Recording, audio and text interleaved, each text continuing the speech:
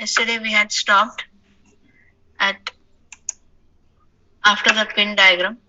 We studied about PSW register and we had started information about RAM allocation.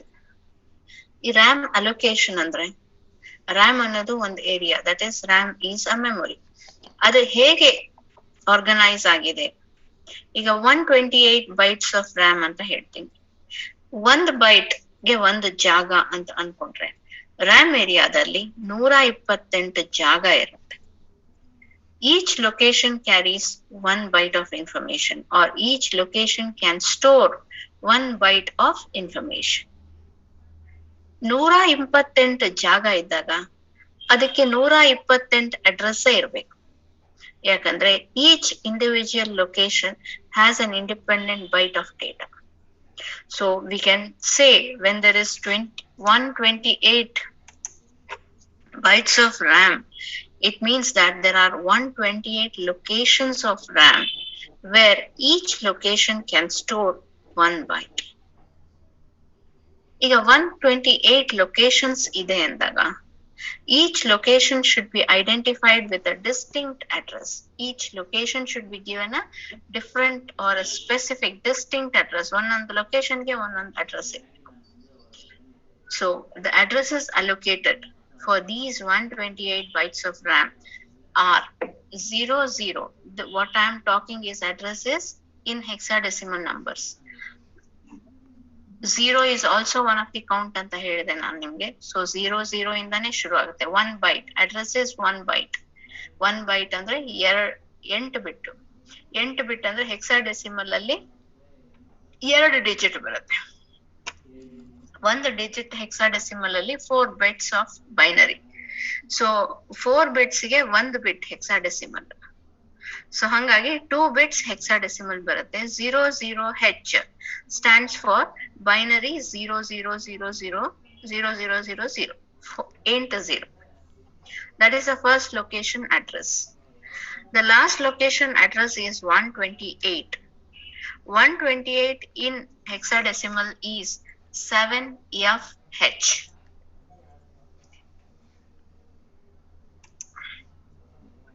00 is the first location. The last location ಅಂದ್ರೆ 128ನೇ ಜಾಗ. ಒಂದನೇ ಜಾಗಕ್ಕೆ address ಬಂದು 00. 128ನೇ ಜಾಗಕ್ಕೆ address ಬಂದು 7FH. So your RAM memory allocation starts from 00 to 7FH. ಈಗ yesterday I just talked very fast at the end. The 128 bytes are ಯಾಕೆ admit ಆಗ್ತೀರಾ, ಮತ್ತೆ ವಾಪಸ್ ಹೋಗ್ತೀರಾ, ಮತ್ತೆ ಸೇರ್ತೀರಾ ಒಂದ್ಸಲಿ? Okay. 128 bytes are divided into 3 different groups. 3 different groups. The first allocation is 32. First 32 ನ ಜೊತೆ ಮಾಡ್ತಾರೆ. That is 00 ಇಂದ 1F ಕೌಂಟ್ ಮಾಡ್ಕೊಳ್ಳಿ. ನೀವು ಟೇಬಲ್ ಬರ್ದಿದ್ದೀರಲ್ಲ ಲಾಸ್ಟ್ ಅಲ್ಲಿ 0 to 100, ಅದ್ರಲ್ಲಿ ಚೆಕ್ ಮಾಡ್ಕೊಳ್ಳಿ ಅಡ್ರೆಸಸ್ ಬೇಕಾದ್ರೆ. 31ಗೆ 32 ಬೈಟ್ಸ್ ಅಂದ್ರೆ 32 ಜಾಗ. ಒಂದನೇ ಜಾಗಕ್ಕೆ ಅಡ್ರೆಸ್ 00 ಅಂದ್ರೆ 0 ಇಂದ ಕೌಂಟ್ ತಗೊಳ್ಳಿ. 31ನೇ ಜಾಗಕ್ಕೆ ಅಡ್ರೆಸ್ ಬಂದು 1F.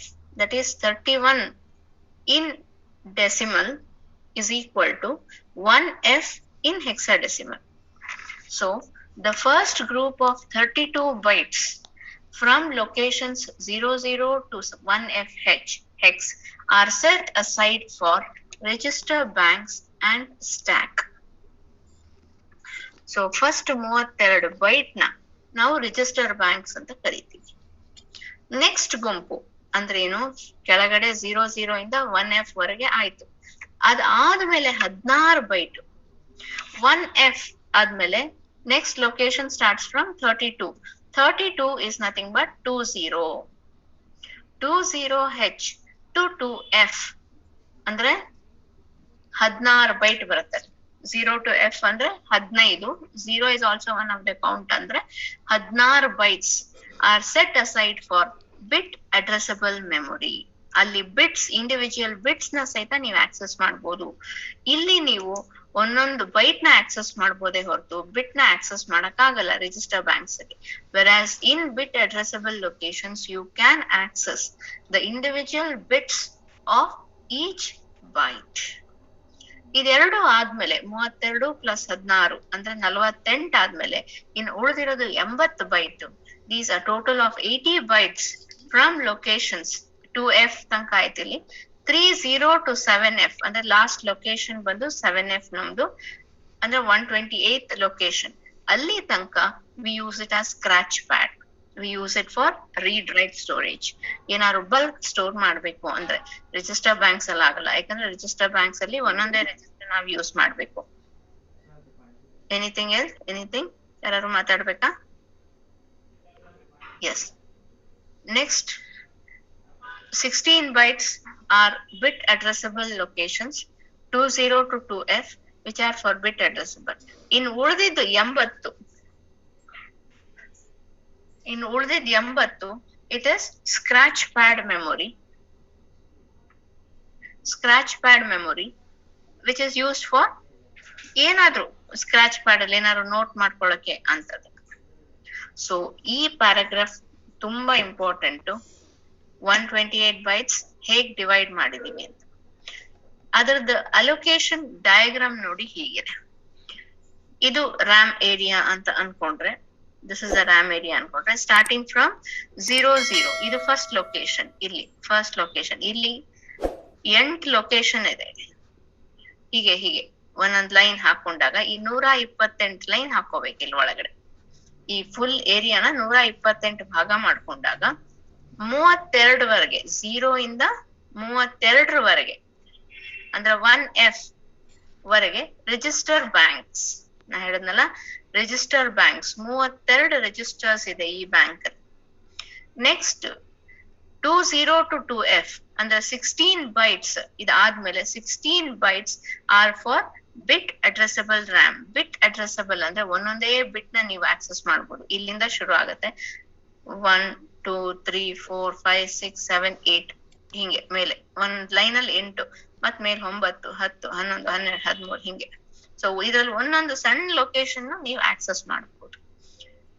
ಇದಾದ್ಮೇಲೆ we have 30 to 7F that is 80 bytes for scratch pad RAM. ಏನಾದ್ರು ನೆನ್ಪಿಟ್ಕೊಳಕ್ಕೆ. Next coming to these register banks. ಏನಪ್ಪಾ ಇದು ರಿಜಿಸ್ಟರ್ ಬ್ಯಾಂಕ್ಸ್ ಅಂದ್ರೆ? Actually there are 32 bytes. ಅಂದ್ರೆ ಈ 32 bytes ನ 4 ಬ್ಯಾಂಕ್ ಆಗಿ ಡಿವೈಡ್ ಮಾಡಿದ್ದಾರೆ. 32 divided by 4 ಅಂದ್ರೆ ಒಂದೊಂದ್ರಲ್ಲಿ 8 32 divided by 4 is 8. ಸೊ ಒಂದೊಂದು ಬ್ಯಾಂಕ್ ಅಲ್ಲಿ 8 ರಿಜಿಸ್ಟರ್ ಇದೆ. ಒಂದೊಂದು ಬ್ಯಾಂಕ್ ಅಲ್ಲಿ 8 ರಿಜಿಸ್ಟರ್ ಇದೆ. ಆ ತರ 4 ಬ್ಯಾಂಕ್ಸ್ ಸೇರಿದ್ರೆ full register bank. Those 4 register banks are named as, first one bandu bank 0, bank 1, bank 2, bank 3. ಒಂದೊಂದ್ರಲ್ಲಿ 8 register. ಒಂದೊಂದು ಬ್ಯಾಂಕ್ ಅಲ್ಲೂ 8 ರಿಜಿಸ್ಟರ್. ಆ 8 ರಿಜಿಸ್ಟರ್ ಅಡ್ರೆಸ್ ಸಹಿತ ಇಲ್ಲಿ ಸೈಡ್ ಅಲ್ಲಿ ಹಾಕ್ತಾ ಹೋಗ್ತಾರೆ ನೋಡಿ. ನಿಮ್ಗೆ ಫಸ್ಟ್ ಕ್ಲಾಸ್ ಅಲ್ಲಿ ಅಡ್ರೆಸ್ ಸ್ವಲ್ಪ ಕನ್ಫ್ಯೂಷನ್ ಆಗತ್ತೆ, ಹೆದರ್ಕೋಬೇಡಿ, ಹೋಗ್ತಾ ಅರ್ಥ ಆಗತ್ತೆ. ಬಟ್ ಕಾನ್ಸಂಟ್ರೇಟ್ ಮಾಡ್ತಾ ಇರಿ. ಆ ಹಿಂದೆ ಬರ್ಕೊಂಡಿದ್ದೀರಲ್ಲ ಡೆಸಿಮಲ್ ಟು ಹೆಕ್ಸಾಡೆಸಿಮಲ್, ಅದರದ್ದು ರೆಫರ್ ಮಾಡ್ತಾ ಇರಿ. ಫಸ್ಟ್ ಲೊಕೇಶನ್ ಅಡ್ರೆಸ್ ಬಂದು 00, 8ನೇ ಲೊಕೇಶನ್ ಅಡ್ರೆಸ್ ಬಂದು 07. ಸೊ ಇಲ್ಲಿ ತನಕ ಬ್ಯಾಂಕ್ 0, ಇದರಲ್ಲಿ 8 ರಿಜಿಸ್ಟರ್ ಇರುತ್ತೆ. 8ರಲ್ಲಿ ಮೊದಲನೇದ ಅಡ್ರೆಸ್ ಬಂದು 00, ಎರಡನೇದ ಅಡ್ರೆಸ್ ಬಂದು 01. ಅದನ್ನ ತೋರಿಸ್ತೀನಿ ನಾನು ಮತ್ತೆ. ಇದು ಬ್ಯಾಂಕ್ 1. ಬ್ಯಾಂಕ್ 1 ಎಲ್ಲಿಂದ ಶುರು ಆಗುತ್ತೆ? 07 ಆದ್ಮೇಲೆ 08, 08 ಇಂದ 0F ಅಂದ್ರೆ 8 16 ಆಗುತ್ತೆ. ಸೊ 15, 01 ಕೌಂಟ್ ಆದ್ರೆ 0F 16ನೇದು ನಮ್ಗೆ 0F ಆಗತ್ತೆ. ಅಥವಾ 15ನೇದು ಅಂದ್ಕೊಂಡ್ರೆ 0 ಕೌಂಟ್ ತಗೊಂಡ್ರೆ 15. So 0F will be the address of the last register in bank 1. Next, bank 2 starts from 10. 0F ಆದ್ಮೇಲೆ 10. ಕೌಂಟಿಂಗ್ ನೆನಪಿದೆಯಾ ನೋಡಿ, ಆ ಕೌಂಟ್ಸ್ ಅಲ್ಲಿ ನೀವು ನಿಮ್ಮ ಡೆಸಿಮಲ್ ಶೀಟ್ ಅಲ್ಲಿ ನೋಡ್ತಾ ಹೋಗಿ. 0F ಆದ್ಮೇಲೆ 10. 10 to 17 ಬ್ಯಾಂಕ್ 2. ಆಮೇಲೆ 18 to 1F ಬ್ಯಾಂಕ್ 3. ಈ ಡಯಾಗ್ರಾಮ್ಸ್ ಕಂಪಲ್ಸರಿ ನೆನ್ಪಿಟ್ಕೊಳ್ಳೇಬೇಕು. ಇದು one of the very common questions of your exam paper. So 1F 00 to 1F is the register banks. ಈ ರಿಜಿಸ್ಟರ್ ಬ್ಯಾಂಕ್ಸ್ ಬಗ್ಗೆ ಏನ್ ನೋಡೋಣ ಬನ್ನಿ. ಈಗ ನಾನೇನ್ ಹೇಳಿದೆ ಅದನ್ನೇ ಇದು ಹೇಳ್ತಾರ ಅವರು. The 32 bytes are divided into 4 banks of registers in which each bank has 8 registers. Each bank has 8 registers. ಆ registers ನ ಹೇಗ್ ನೇಮ್ ಮಾಡಿದ್ದಾರೆ ಅಂದ್ರೆ R0 to R7. ನಾವು ಫಸ್ಟ್ AB ಅಂತ ರಿಜಿಸ್ಟರ್ ಕಲಿಬೇಕಾದ್ರೆ ಅಲ್ಲಿ ಬರ್ದಿದ್ವಲ್ಲ 8 register, R0, R1, R2, R3, R4, R5 ಆ ತರ. ಅದೇ ರಿಜಿಸ್ಟರ್ಸ್ ನ ಇಲ್ಲಿ ನಾವು ಮಾತಾಡ್ತಾ ಇರೋದು. ಸೊ R0 to R7 ಅಂತ ನೇಮ್ ಮಾಡಿದ್ದಾರೆ. ನೀವ್ ಅನ್ಕೋಬಹುದು, ನೋಡಪ್ಪ 4 ಬ್ಯಾಂಕ್ ಇದೆ, R0 to R7 ಅಂದ್ರೆ ಒಂದು ಬ್ಯಾಂಕಿಗೆ ಆಗತ್ತೆ. ಅಂದ್ರೆ ಬ್ಯಾಂಕ್ 0 ಅಲ್ಲಿ R0 to R7 ಆಗುತ್ತೆ. ಬ್ಯಾಂಕ್ 1 R8 ಇಂದ ಶುರು ಆಗ್ಬೇಕು ಅಂತ ನಿಮ್ಗೆ ಡೌಟ್ ಬರುತ್ತಲ್ವಾ? ಇಲ್ಲಿ ಹಂಗ ಆಗಲ್ಲ. R2 ಅಲ್ಲೂ R1 ಅಲ್ಲೂ ಮತ್ತೆ R0 ಇಂದಾನೇ ಶುರು ಆಗತ್ತೆ. R0 to R7. So in all the 4 banks, you have 8 registers, and in all the 4 banks, the registers are named as R0, R1, R2, R3, R4, R5, R6, R7. Artha aita? You can call this registers as R0 or R7, or you can call it by its location. Location ಅಂದ್ರೆ ಇಲ್ಲಿ previous ನೋಡಿದ್ವಲ್ಲ 00 ಈ ತರ locations. ಇದಾದ್ಮೇಲೆ 01 ಅಂತ ಬರೀತೀನಿ, 02, 03, 04, 05, 06, 07. You can call it either by its address or by its name. ಇಲ್ಲಿ ಈಗ ನಾ ಹೇಳಿದ್ನಲ್ಲ, each bank has 8 registers and the 8 registers are named as R0 to R7. ಈಗ 4 ಬ್ಯಾಂಕ್ ಇದೆ ಅಂತ ನಾನು 4 ಬ್ಯಾಂಕ್ ನ ಒಟ್ಟಿಗೆ ಯೂಸ್ ಮಾಡಕ್ ಆಗಲ್ಲ. Only I can use one bank at a time. I can use one bank at a time. ಯಾವ್ದಾದ್ರೂ ಒಂದು ಬ್ಯಾಂಕ್ ನ ನಾನು ಯೂಸ್ ಮಾಡ್ಬೋದು. ಒಂದು ಬ್ಯಾಂಕ್ ಅಂದ್ರೆ 8 ರಿಜಿಸ್ಟರ್ ನಾನು ಯೂಸ್ ಮಾಡ್ಬೋದು. 8 ಜನರಲ್ ಪರ್ಪಸ್ ರಿಜಿಸ್ಟರ್ ನಾನು ಯೂಸ್ ಮಾಡ್ಬೋದು. This is how they have made the chip. There are 4 register banks, but I cannot use all the banks at the same time. I can use one at a time. ಒಂದ್ಸಲಿ power on ಮಾಡಿದಾಗ ಒಂದು bank ಅಷ್ಟೇ ನಾನು select ಮಾಡ್ಬೋದು. ಈ line ನೋಡಿ, register bank 0 is the default when 8051 is powered off. ನೀವೇನು select ಮಾಡ್ಲಿಲ್ಲ ಅಂದ್ರೆ bank 0 will be selected by default. ಅಂದ್ರೆ ಪವರ್ ಆನ್ ಮಾಡಿದ ತಕ್ಷಣ 8051ಗೆ ಯಾವುದೋ ಒಂದು ಬ್ಯಾಂಕ್ ಸೆಲೆಕ್ಟ್ ಮಾಡಿ ಇಟ್ಕೊಂಡೆ ಅದು ಶುರು ಮಾಡ್ಬೇಕು. ಹಂಗಾಗಿ ಮ್ಯಾನುಫ್ಯಾಕ್ಚರರ್ ಏನ್ ಮಾಡ್ಯಾರೆ ಅಂದ್ರೆ ಡಿಫಾಲ್ಟ್ ಆಗಿ ಪವರ್ ಆನ್ ಆದ ತಕ್ಷಣ ಒಂದು ಬ್ಯಾಂಕ್ ಸೆಲೆಕ್ಟ್ ಆಗ್ಬಿಡತ್ತೆ. ನಿಮ್ಗ ಆ ಬ್ಯಾಂಕ್ ಓಕೆ ಅಂದ್ರೆ you can go on using with it. Otherwise you can change the bank. ನೀವು ಯಾವ ಬ್ಯಾಂಕ್ ಬೇಕೋ ಆ ಬ್ಯಾಂಕ್ ನ ನೀವು ಸೆಲೆಕ್ಟ್ ಮಾಡ್ಕೋಬಹುದು. ಅದು ಹೇಗೆ, that we are going to see how to change the bank. ನೋಡಿ, ಇಲ್ಲಿ ನಾವೇನ್ ಈ ಡಯಾಗ್ರಾಮ್ ತೋರಿಸಿದ್ವಿ, ಬ್ಯಾಂಕ್ 0, ಬ್ಯಾಂಕ್ 1, ಬ್ಯಾಂಕ್ 2, ಬ್ಯಾಂಕ್ 3. ಇಲ್ಲಿ ಅದನ್ನ ಸಪರೇಟ್ ಆಗಿ ಬರ್ದಿದ್ದಾರೆ. Next diagram bank 0, bank 1, bank 2, bank 3. Bank 0 ಅಲ್ಲಿ R0 to R7, ಬ್ಯಾಂಕ್ 1 ಅಲ್ಲೂ R0 to R7, ಬ್ಯಾಂಕ್ 2 ಅಲ್ಲೂ R0 to R7, ಬ್ಯಾಂಕ್ 3 ಅಲ್ಲೂ R0 to R7. ಈ ಡಯಾಗ್ರಾಮ್ಸ್ ತುಂಬಾ ಇಂಪಾರ್ಟೆಂಟ್. ಇದನ್ನ ಬರದೇ ಪ್ರಾಕ್ಟೀಸ್ ಮಾಡ್ಬೇಕು. ಯಾಕೆ ಅಂತ ಹೇಳ್ತೀನಿ ಕೇಳಿ. ಇದ್ರ ಜೊತೆಗೆ ಅಡ್ರೆಸಸ್ ಸಹಿತ ಹಾಕಿದೀವಿ. ಇಲ್ಲಿ ಬ್ಯಾಂಕ್ 0 ಅಲ್ಲಿ ಅಡ್ರೆಸ್ ಸ್ಟಾರ್ಟ್ಸ್ ಫ್ರಮ್ 2 ಬಿಟ್ ಬರ್ಕೊಳ್ಳಿ. ಈ ತರ ಒಂದು ಬರ್ಕೋಬೇಡಿ. 00, 01, 02, 03, 04, 05, 06, 07. Next, bank 1 address starts from 08, 09, 0A, 0B, 0C, 0D, 0E, 0F. ಆಮೇಲೆ ಬ್ಯಾಂಕ್ 2 10, 11, 12, 13, 14, 15 ಈ ತರ. ಇಲ್ಲಿ ನಾವು ಹೇಗೆ ಕ್ವೆಶ್ಚನ್ ಕೇಳ್ತೀವಿ ಅಂದ್ರೆ, what is the address of R4 of bank 2? What is the address of R4 register of bank 2? ನೀವು ಆನ್ಸರ್ ಏನ್ ಬರಿಬೇಕು? 14H. R4 ಇಲ್ಲಿದೆ ನೋಡಿ, R4 of bank 2, bank 2 ಅಲ್ಲಿ ಬರಬೇಕು. ಇದು R4. R4 of bank 2 has an address of 14H. This is your answer. Reverse ಕೇಳಬಹುದು. 13H is the address of which bank register? 13H is the address of which register of which bank? ನೀವು ಅವಾಗ 13H is the address of R3 register of bank 2. ಅರ್ಥ ಆಯ್ತಾ? So ಇದನ್ನ ನೀವು ನೆನ್ಪಿಟ್ಕೊಳ್ಳೇಬೇಕು. ನಾನು ಯಾಕೆ ಇದನ್ನ ಶುರುವಲ್ಲೇ ಹೇಳ್ದೆ, ಪ್ರೋಗ್ರಾಮಿಂಗ್ ಶುರು ಮಾಡಕ್ಕಿಂತ ಮುಂಚೆ ಇದನ್ನ ಹೇಳ್ದೆ ಅಂದ್ರೆ, R1 R2 ಅಂತ ಯೂಸ್ ಮಾಡಕ್ ಶುರು ಮಾಡ್ತೀವಿ, ನಮ್ಗೆ ಅದ್ ಏನು ಅಂತ ಗೊತ್ತಿರ್ಬೇಕಲ್ಲ, ಅದಕ್ಕೆ ಒಂದು ಸ್ಮಾಲ್ ಇಂಟ್ರೊಡಕ್ಷನ್ ತರ ಇದೆ. So R0 to R7 are the general purpose registers.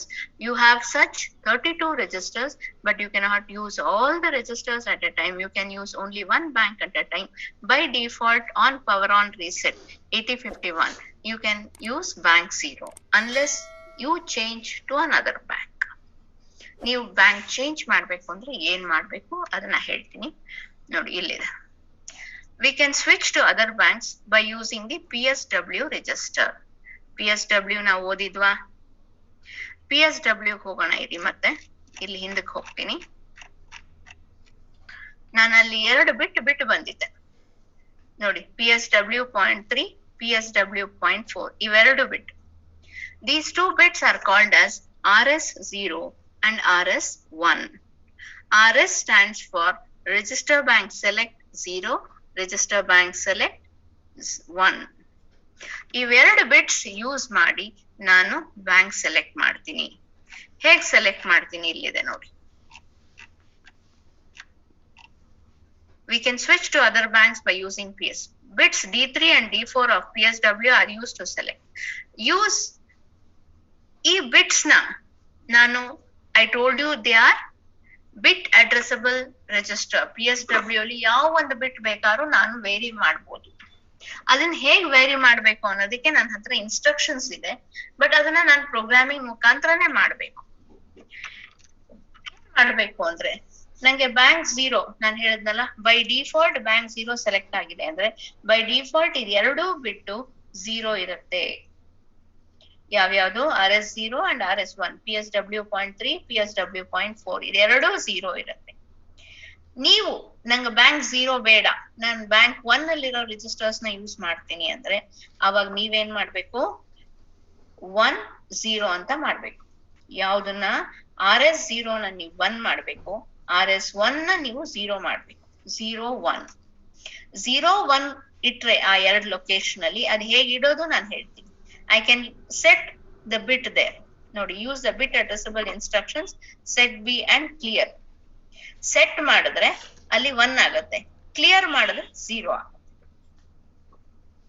So ಇಲ್ಲಿ ನಾನು 1 ಅಂತ ಸೆಟ್ ಮಾಡ್ತೀನಿ, ಇದನ್ನ 0 ಅಂತ ಮಾಡ್ತೀನಿ. ಇದು ಮಾಡಿದಾಗ you will be using bank 1 registers. Bank 1 ಅಂದ್ರೆ ಈ ರಿಜಿಸ್ಟರ್ಸ್ ನ ಯೂಸ್ ಮಾಡ್ತೀರಾ, ಈ ರಿಜಿಸ್ಟರ್ಸ್ ನ ಯೂಸ್ ಮಾಡ್ತೀನಿ.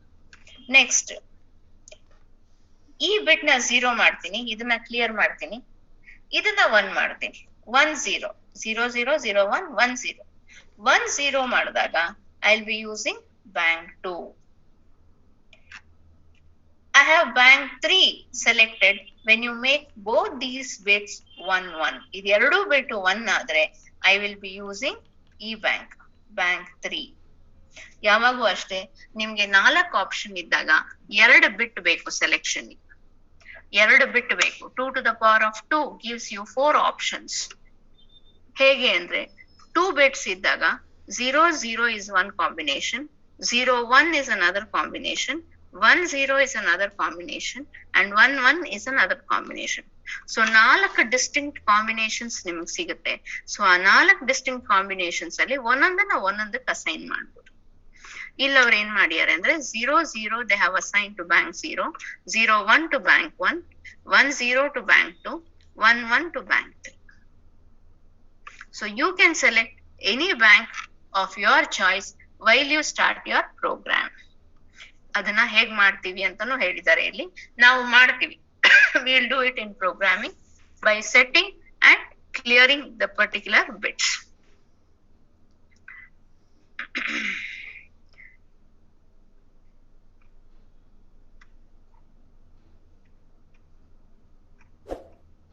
Okay. ನಾನಿಲ್ಲಿ ಮತ್ತೆ ಬರ್ತೀನಿ. But for now you have understood the RAM memory allocation. ಇಷ್ಟ ಅರ್ಥ ಆಯ್ತಾ?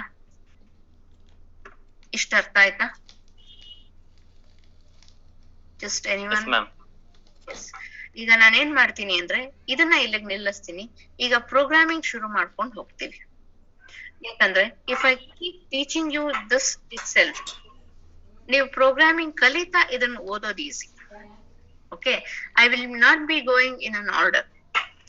ಐ ವಿಲ್ ಬಿ ಗೋಯಿಂಗ್ ಇದನ್ನ ಒಂದ್ ಸ್ವಲ್ಪ. ಈಗ ನೀವೇನೇನ್ ಕಲ್ತಿದ್ದೀರಾ, 4 ರಿಜಿಸ್ಟರ್ ಕಲ್ತಿದ್ದೀರಾ. ಎ ಬಿ, ಆಮೇಲೆ you know about PC, you know about DPTR, you know about PSW, and you have learned about general purpose registers of RAM memory allocation. Ishtu kaltidira. So ishtu nitkondu we will start programming. ಆಮೇಲೆ ಮಿಕ್ಕಿದ್ ಕಲಿತಾ ಹೋಗೋಣ.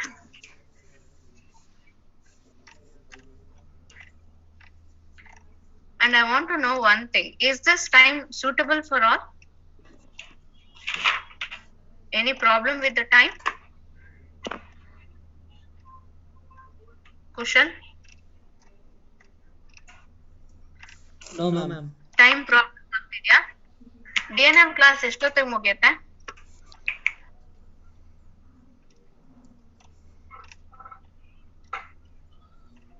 11 o'clock ಮುಗಿಯುತ್ತೆ ma'am. 11 o'clock ಮುಗಿಯುತ್ತಾ? Gap ಆಗಲ್ವಾ? Gap ಬೇಕಾ?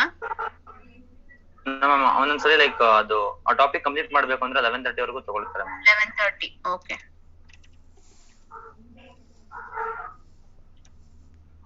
Is this time okay? 12:15 ಇನ್ನೊಂಚೂರು ಮುಂಚೆ ಮಾಡೋಣ. ಹಾ ma'am, ಒಂದ್ ಸ್ವಲ್ಪ ಬೇಗ ತಗೊಳ್ಬೇಕಿತ್ತು. ಎಷ್ಟೊತ್ತಿಗೆ? 11:45. ಅವ್ರದ್ದು ಎಕ್ಸ್ಟೆಂಡ್ ಆಗುತ್ತೇನೋ ಅಂತ ಅದಕ್ಕೆ ನಾನು ಇದ್ ಮಾಡಿದ್ದು. ಎಕ್ಸ್ಟೆಂಡ್ ಆದ್ರೂ ಒಂದು 15 minutes ಬ್ರೇಕ್ ಕೊಟ್ಟು ತಗೊಂಡ್ರೆ ಆಗುತ್ತೆ. So we'll start at 11:45 tomorrow? Yes ma'am, okay.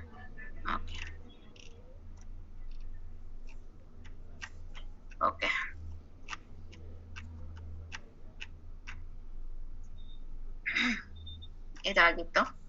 ಇದಾಗಿತ್ತು. We have finished this. So ಇಲ್ಲಿ ತನಕ ಆಗಿತ್ತು, ಕರೆಕ್ಟಾ? We had seen the screen till here. Next screen is on programming. ನಾವು ಪ್ರೋಗ್ರಾಮಿಂಗ್ ಸ್ಟಾರ್ಟ್ ಮಾಡಕ್ಕಿಂತ ಮುಂಚೆ, ಅಂದ್ರೆ ಆಕ್ಚುಯಲ್ ಪ್ರೋಗ್ರಾಮಿಂಗ್ ಸ್ಟಾರ್ಟ್ ಮಾಡಕ್ಕಿಂತ ಮುಂಚೆ 2 ಸಿಂಪಲ್ ಇನ್ಸ್ಟ್ರಕ್ಷನ್ಸ್ ನಾವು ಹೇಳ್ಕೊಡ್ತೀವಿ. ಯಾವುದೇ ಆಗ್ಲಿ ಕ್ಲಾಸಲ್ಲಿ, ಆನ್ಲೈನ್ ಕ್ಲಾಸ್ ಅಲ್ಲಾದ್ರೂ ಅಷ್ಟೇ, ಆಫ್ಲೈನ್ ಕ್ಲಾಸ್ ಅಲ್ಲಾದ್ರೂ ಅಷ್ಟೇ. This is how we start. ಯಾಕಂದ್ರೆ ಡೈರೆಕ್ಟ್ ಆಗಿ ನಾನು ಎಲ್ಲಾ ಇನ್ಸ್ಟ್ರಕ್ಷನ್ಸ್ ಹೇಳ್ಕೊಟ್ಟು ಆಮೇಲೆ ಪ್ರೋಗ್ರಾಮಿಂಗ್ ಹೇಳ್ಕೊಡ್ತೀನಿ ಅನ್ನೋದು ತುಂಬಾ ಕಷ್ಟ. ಹಂಗಾಗಿ ಸ್ಯಾಂಪಲ್ಗೆ 2 ಇನ್ಸ್ಟ್ರಕ್ಷನ್ ನಾನು ಶುರು ಮಾಡ್ಬಿಡ್ತೀನಿ. ಒಂದು ಬಂದು ಮೂವ್ ಇನ್ಸ್ಟ್ರಕ್ಷನ್, ಈ ಕಡೆ ಇದೆ ನೋಡಿ ರೆಡ್ ಅಲ್ಲಿ, ಮೂವ್ ಇನ್ಸ್ಟ್ರಕ್ಷನ್. ಇನ್ನೊಂದು ಬಂದು ಆಡ್ ಇನ್ಸ್ಟ್ರಕ್ಷನ್. ಇವೆರಡನ್ನ ಬುಕ್ಕಲ್ಲೂ ಹಾಗೆ ಇರೋದು. ಯೂಶಲಿ ಇವೆರಡು ಇನ್ಸ್ಟ್ರಕ್ಷನ್ಸ್ ಹೇಳ್ಕೊಡ್ತೀವಿ ಫಸ್ಟ್, ಯಾಕಂದ್ರೆ with this we are going to learn a lot in program. Any instruction, ನಾವು ಇದಕ್ಕಿಂತ ಮುಂಚೆ ಇನ್ಸ್ಟ್ರಕ್ಷನ್ಸ್ ಅಂತ ಹೇಳಕ್ಕಿಂತ ಮುಂಚೆ I want to talk to you about languages. ನೀವು ಸಿ ಲ್ಯಾಂಗ್ವೇಜ್ ಕಲ್ತ್ರಿ. Using C language you did some programs. We call that as high level language. ಯಾಕಂದ್ರೆ it was almost like English language. ಸ್ವಲ್ಪ ಅವ್ರ ಏನ್ format ಅಲ್ಲಿ ಹೇಳ್ತಿದ್ರು ಆ words ಎಲ್ಲ ಇಂಗ್ಲಿಷ್ ಅಲ್ಲೇ ಇರ್ತಿತ್ತು. ನೀವು ಇಂಗ್ಲಿಷ್ ಅಲ್ಲಿ ಬರೀತಿದ್ರಿ, it was very comfortable to you. But ಮತ್ತೆ ಸಿಸ್ಟಮಿಗೆ ಅದು ಅರ್ಥ ಆಗ್ಬೇಕು ಅಂದ್ರೆ you need converters or you need translators. So ಎರಡೆರಡು ಲೆವೆಲ್ ಟ್ರಾನ್ಸ್ಲೇಟರ್ಸ್ ಬೇಕಿತ್ತು for the system to understand the program what you have written. And we have ready-made translators. But during evolution, time taken was very much thought of. ಈ develop ಆಗ್ಬೇಕಾದ್ರೆ actually starting ಅಲ್ಲಿ program ಬರೀತಿರ್ಬೇಕಾದ್ರೆ starting ಬಂದಿದ್ದು machine language programming. ಇದೆಲ್ಲ ನಿಮಗೆ ಗೊತ್ತಿರುವಂತ ವಿಷಯನೇ, just recap ತರ. Machine ಅಂದ್ರೆ 8051 ಅರ್ಥ ಆಗೋದು zeros and ones ಅಷ್ಟೇ, because it is in the ICA level. Either you give a voltage or you don't give a voltage. Voltage ಕೊಟ್ರೆ ಅಂದ್ರೆ 1 ಅಂತ ಅರ್ಥ, voltage ಕೊಡ್ಲಿಲ್ಲ ಅಂದ್ರೆ 0 ಅಂತ ಅರ್ಥ. This is what was a language. And ದೊಡ್ಡ ಕೆಲಸ ಮಾಡ್ಬೇಕಾದ್ರೆ series of ones and zeros ಇಂದನೇ ಬರಿಬೇಕಾಗಿತ್ತು ಪ್ರೋಗ್ರಾಮ್. 1 0 1 0 1 0 0 ಈ ತರ ಬರಿತಾ ಹೋದಾಗ it was very easy for the system to execute. But ಬರೆಯುವಂತ ಮನುಷ್ಯನ್ಗೆ this was not possible. I cannot write a program in just zeros and ones. I need somewhat meaningful words which I can understand. Then came the assembly language program. ಒಂದು ನಿಮಿಷ, ಇಲ್ಲಿದೆ ನೋಡಿ, ಇಲ್ಲಿದೆ. In the early days, programmers coded in machine language consisting of just zeros and ones. This was very tedious. Next came the assembly language program, which was actually in machine instruction, but plus ಒಂದಷ್ಟು English words ಹಾಕಿದ್ರು, which were called as mnemonics ಅಂತ ಹೇಳ್ತೀವಿ. mnemonics, M ಅಲ್ಲಿ silent, mnemonics ಅಂತ ಹೇಳ್ತೀವಿ. ಈ mnemonics ಅಂದ್ರೆ they are the words which act, ಅಂದ್ರೆ ಕೆಲಸ ಮಾಡುವಂತ ವರ್ಡ್ಸ್ ನ ನಾವು mnemonics ಅಂತ ಹೇಳ್ತೀವಿ. Which provide mnemonics for machine code instruction, plus other features were developed. An assembly language program consists of series of lines of assembly language instructions. ಈಗ ನಾವು ಬರೀತಾ ಇರೋ ಪ್ರೋಗ್ರಾಮು ಅಸೆಂಬ್ಲಿ ಲ್ಯಾಂಗ್ವೇಜ್ ಪ್ರೋಗ್ರಾಮೇ. ಸೊ ಒಂದೊಂದು line ಅಲ್ಲೂ ನಿಮ್ಗೆ assembly language instructions ಇದೆ. This language is usually referred as low level language. ಯಾಕಂದ್ರೆ ಇದರಲ್ಲಿ ನಾವು ಇಂಗ್ಲಿಷ್ ಪೂರ್ತ ಇಂಗ್ಲಿಷ್ ನಾನು ಯೂಸ್ ಮಾಡಲ್ಲ. ಆಮೇಲೆ ಇದರಲ್ಲಿ ನಾವು zeros and ones ಹಾಕೊಳ್ತೀವಿ ಅಡ್ರೆಸ್ಗೆ, ಡೇಟಾಗೆ ಎಲ್ಲ. So it is very much near to the machine, hence it is called as low level language. ಈ ಲ್ಯಾಂಗ್ವೇಜ್ ಅಲ್ಲಿ ಪ್ರೋಗ್ರಾಮ್ ಬರೆಯಕ್ಕೆ ನಿಮಗೆ ಇಂಟರ್ನಲ್ ಸ್ಟ್ರಕ್ಚರ್ ಆಫ್ CPU ಗೊತ್ತಿರ್ಬೇಕು. CPU ಅಲ್ಲಿ ಎಷ್ಟು ಮೆಮೊರಿ ಇದೆ, ಆ ಮೆಮೊರಿಯನ್ನು ಹೇಗೆ ಆರ್ಗನೈಸ್ ಆಗಿದ್ದಾರೆ, ಯಾವ್ದ್ರದ್ದು ಅಡ್ರೆಸ್ ಏನು, ಅದೆಲ್ಲ ಗೊತ್ತಿದ್ರೆ ಮಾತ್ರ ನೀವು ಅಸೆಂಬ್ಲಿ ಲ್ಯಾಂಗ್ವೇಜ್ ಅಲ್ಲಿ ಪ್ರೋಗ್ರಾಮ್ ಬರಿಬಹುದು. ಬಟ್ ಅದೇ C ಅಲ್ಲಿ ಬರಿಬೇಕಾದ್ರೆ ನಿಮ್ಗೆ ಏನು ಗೊತ್ತಿರ್ಬೇಕಾಗಿಲ್ಲ, C ಎಲ್ಲ ನೋಡ್ಕೊಳ್ಳುತ್ತೆ.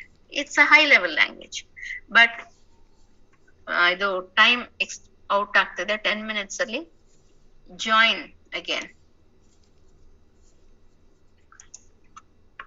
So assembly language is referred as a low level language. It includes a mnemonic.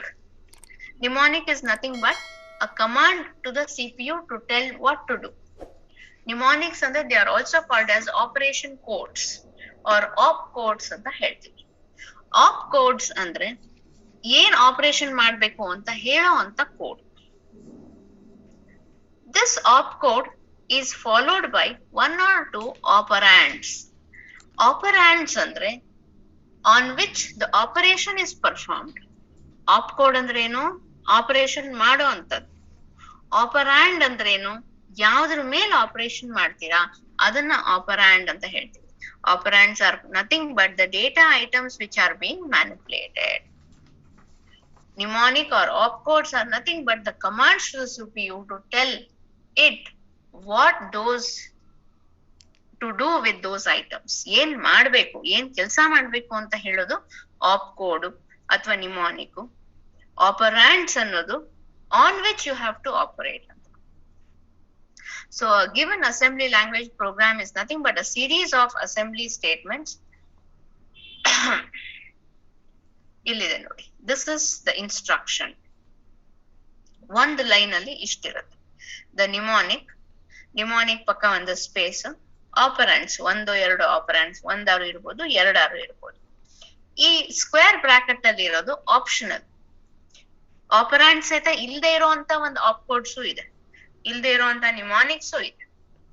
So ನಾವ್ ಇನ್ಸ್ಟ್ರಕ್ಷನ್ ಸೆಟ್ ಅಂತ ಏನ್ ಹೇಳ್ತೀನಿ ನಾನು, ಇನ್ಸ್ಟ್ರಕ್ಷನ್ಸ್ ಕಲಿಬೇಕು ಅಂತ 8051ಗೆ ಅಂತ ಹೇಳಲ್ವಾ, ನೀವ್ ಕಲಿಯೋದೆ ಈ ನಿಮಾನಿಕ್ಸ್, ಈ syntax. This is called as a syntax.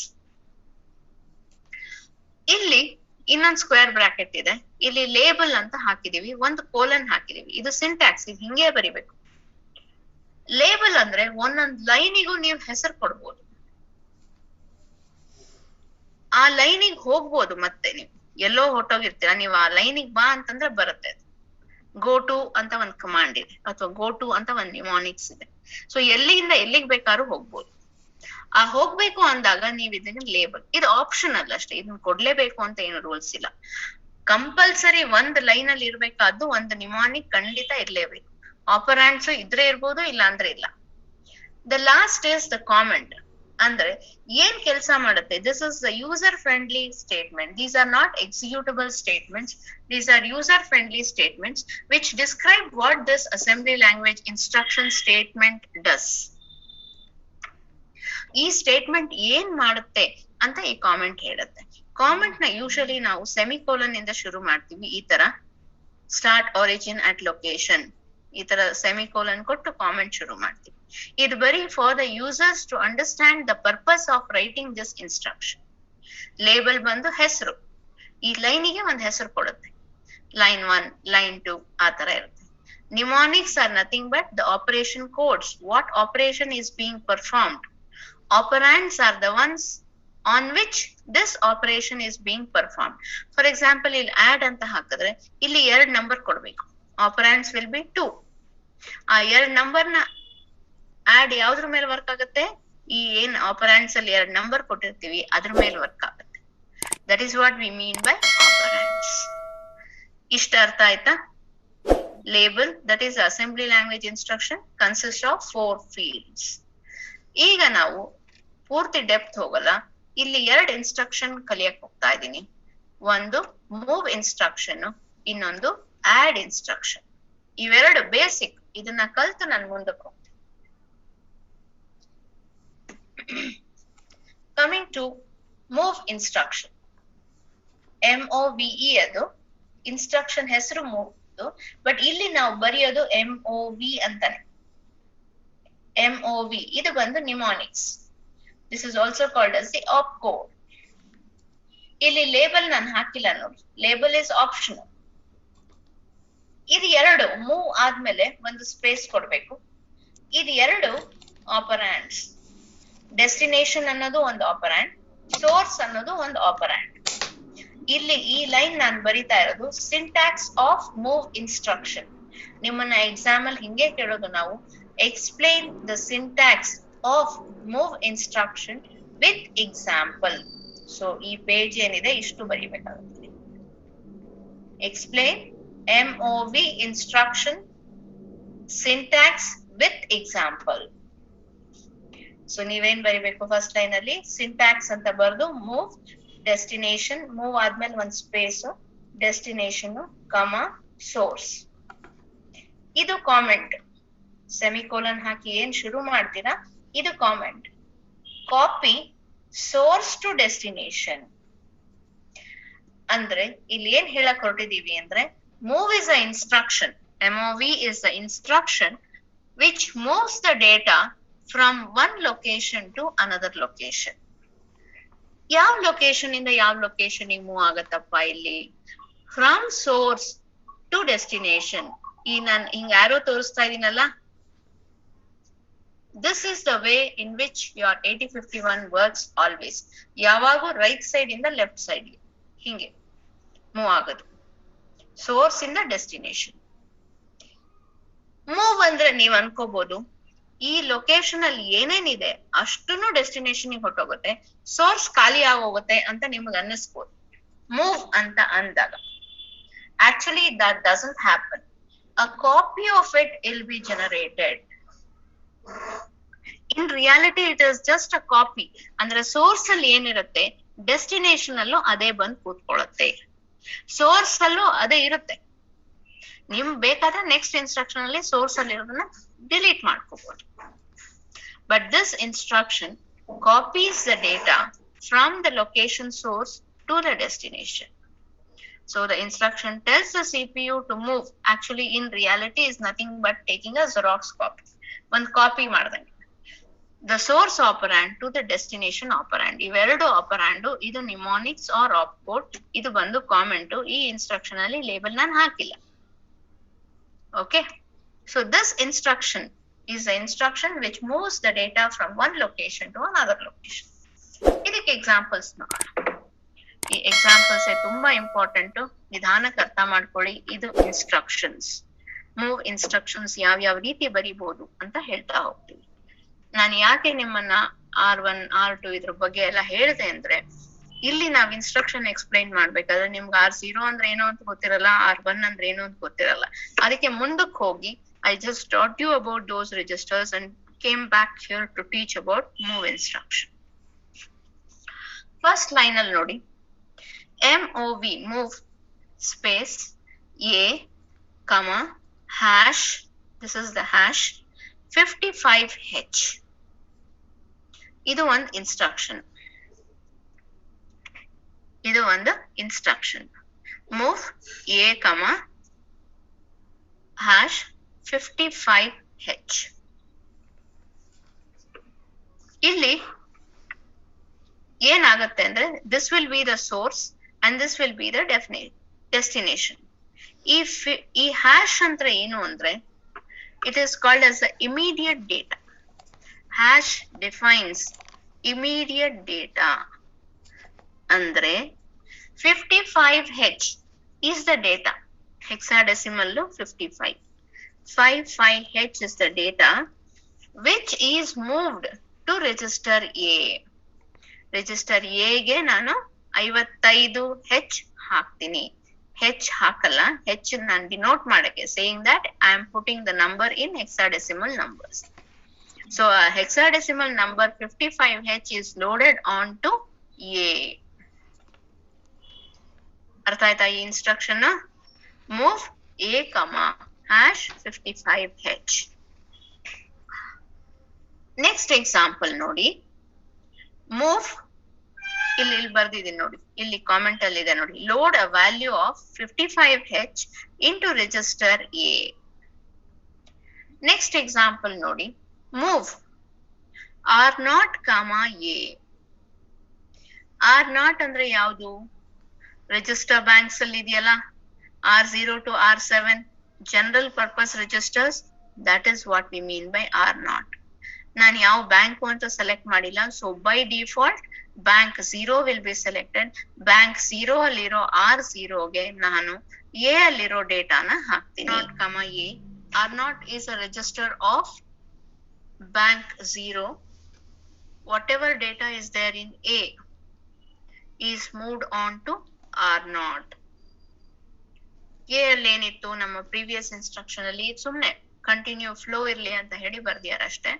ಏನ್ ಬೇಕಾದ್ರೂ ಇರ್ಬೋದು. ಬಟ್ ಈಗ ನಾನು copy the contents of A into R0. Now A is equal to R0 is equal to 55H. 55H ಅನ್ನೋದನ್ನ ನಾನು ಹೇಗ್ ಹಾಕಿದ್ದೆ. ಸೊ A ಅಲ್ಲಿ 55H ಇರುತ್ತೆ. ಈಗ ಅದನ್ನ ಮತ್ತೆ ನಾನು R0 ಗೂ ಒಂದು ಕಾಪಿ ಕೊಡ್ತಾ ಇದೀನಿ. ಸೊ ಈಗ ಪ್ರೆಸೆಂಟ್ A ಅಲ್ಲೂ 55H ಇರುತ್ತೆ, R0 ಅಲ್ಲೂ 55H ಇರುತ್ತೆ. ನೋಡಿ ನೆಕ್ಸ್ಟ್ ಒಂದು ಎಕ್ಸಾಂಪಲ್ ಕೊಟ್ಟಿದ್ದಾರೆ ಮತ್ತೆ. Move R1, A. So A ಅಲ್ಲಿ ಏನಿದೆ 55H, ಅದನ್ನ ಮತ್ತೆ R1 ಗೂ ಮೂವ್ ಮಾಡ್ತೀನಿ. Next instruction move R2, A. Again A ಅಲ್ಲಿ ಏನಿದೆ 55H, ಅದನ್ನ R2 ಗೂ ಮೂವ್ ಮಾಡ್ತೀನಿ. So at the end of this instruction 4 registers A, R0, R1 and R2 will all have 55. ಸುಮ್ನೆ ಒಂದು ಎಕ್ಸಾಂಪಲ್ ಬರ್ದಿರೋದಷ್ಟೇ. Next example move R3, hash 95H. ಈಗ register R3 general purpose register R3 ಗೆ ನಾನು 95H ಅನ್ನೋ ಒಂದು ಡೇಟಾನ hash ಇರೋದ್ರಿಂದ immediate data ಅದು hash signifies immediate data. Hash ಹಾಕ್ಲಿಲ್ಲ ಅಂದ್ರೆ ಅದು ಅಡ್ರೆಸ್ ಆಗುತ್ತೆ. ಅದ್ ಮತ್ತೆ ಮುಂದೆ ಹೇಳ್ಕೊಡ್ತೀನಿ ನಾನು. There are various ways of writing this instruction also. ಈಗ ಸ್ಟಾರ್ಟಿಂಗ್ ಎಷ್ಟು ಬೇಕೋ ಅಷ್ಟು ಮಾತ್ರ ಹೇಳ್ತಾ ಹೋಗ್ತೀನಿ. So load a value of 95H into R3. Now R3 is equal to 95H. A, R0, R1, R2 ಅಲ್ಲಿ 55H ಇದೆ. R3 ಅಲ್ಲಿ 95H ಇದೆ.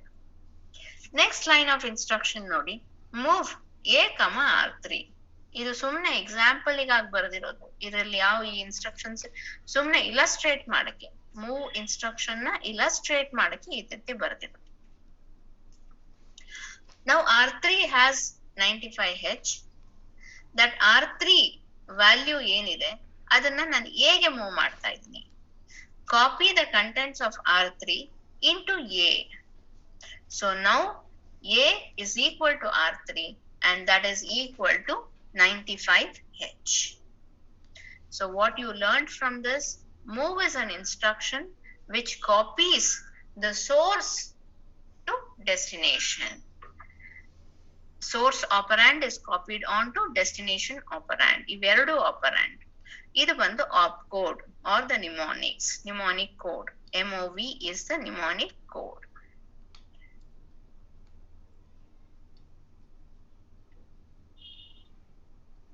ಇದು ಬೇಡ. ನೆಕ್ಸ್ಟ್ ಇದಕ್ಕೂ ಬರ್ತೀನಿ ಮತ್ತೆ, but I'll come after add. First we learn the instruction. ಒಂದು ಡೇಟಾ ಟ್ರಾನ್ಸ್ಫರ್ ಇನ್ಸ್ಟ್ರಕ್ಷನ್, ಒಂದು ಮೂವ್, ಒಂದು ಆಡ್ ಇನ್ಸ್ಟ್ರಕ್ಷನ್. ಇವೆರಡು ಹೇಳ್ಕೊಟ್ಟು we will start with program. Add ಅಂದ್ರೆ ನಿಮ್ಗೆಲ್ಲ ಗೊತ್ತಿರೋ ಹಾಗೆ to add 2 numbers. Add instruction add ಮಾಡಕ್ಕೆ ನ್ಯೂಮಾನಿಕ್ ಯೂಸ್ಡ್ ಈಸ್ ADD. ಇದು ಸಿಂಟ್ಯಾಕ್ಸ್. ಇದು ಲೈನ್ ಬಂದು syntax. ADD is the instruction used by 8051 to add 2 numbers. ನಾನ್ ನಿಮ್ಗೆ ಅಕ್ಯುಮುಲೇಟರ್ ಎಕ್ಸ್ಪ್ಲೈನ್ ಮಾಡ್ಬೇಕಾದ್ರೆ ಹೇಳಿದ್ದೆ, ಯಾವುದೇ 2 ನಂಬರ್ನ ಆಡ್ ಮಾಡ್ಬೇಕು ಅಂದ್ರೆ ಯು ನೀಡ್ ಅಕ್ಯುಮುಲೇಟರ್. ಅಕ್ಯುಮುಲೇಟರ್ ಇಲ್ದೆ ನಾವು ಆಡ್ ಮಾಡಕ್ಕೆ ಆಗಲ್ಲ.